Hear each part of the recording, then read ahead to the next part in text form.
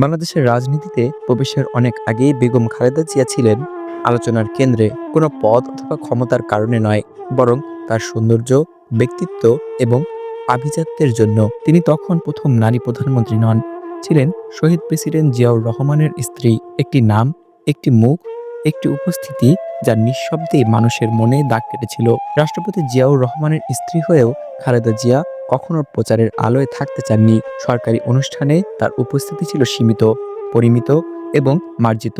শাড়িতে তার স্নিগ্ধ সৌন্দর্য, শান্ত চোখ, সংযত হাসি, সব মিলিয়ে তিনি হয়ে উঠেছিলেন এক ভিন্ন ধরনের ফার্স্ট লেডি, যার মধ্যে ছিল না কোনো আড়ম্বর, ছিল না ক্ষমতার অহংকার। খালেদা জিয়ার সৌন্দর্য ছিল কেবল বাহ্যিক নয়, তার সঙ্গে যুক্ত ছিল আত্মমর্যাদা এবং শালীনতা। তার চলাফেরা, কথা বলার ভঙ্গি, নীরব উপস্থিতি, সবকিছুতেই ছিল এক ধরনের স্বাভাবিক আভিজাত ভাব। সে সময় সাধারণ মানুষের মুখে মুখে ছিল তার নাম, রাজনীতিবিদ হিসেবে নয়, একজন অনন্য, সুন্দরী এবং রুচিশীল রাষ্ট্রপত্নী হিসেবে। বেগম খালেদা জিয়া এবং শহীদ প্রেসিডেন্ট জিয়াউর রহমানের সম্পর্ক ছিল প্রচার বিমুখ, কিন্তু গভীর ভালোবাসায় পরিপূর্ণ।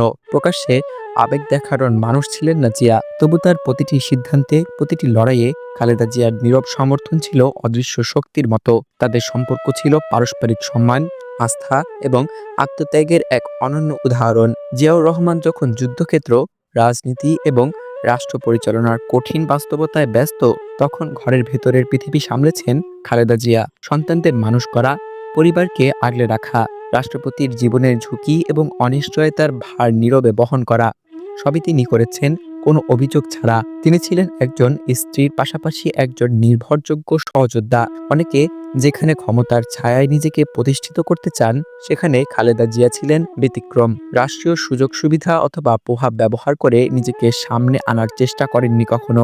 এই আত্মসংযমী তাকে মানুষের কাছে আরও গ্রহণযোগ্য করে তুলেছিল। 1981 সালের 30 মে, একটি দিন যা খালেদা জিয়ার জীবন চিরতরে বদলে দেয়। রাষ্ট্রপতি জিয়াউর রহমান শহীদ হন। মুহূর্তেই তিনি হয়ে যান একা, স্বামীহারা, সন্তানদের নিয়ে অনিশ্চিত ভবিষ্যতের মুখোমুখি। সেই শোক ছিল ব্যক্তিগত, কিন্তু তার অভিঘাত ছিল জাতীয়। স্বামীর মৃত্যুর পর খালেদা জিয়া রাজনীতিতে আসেন কোনো উচ্চাকাঙ্ক্ষা নিয়ে নয়, বরং একটি আদর্শকে বাঁচিয়ে রাখার তাগিদে।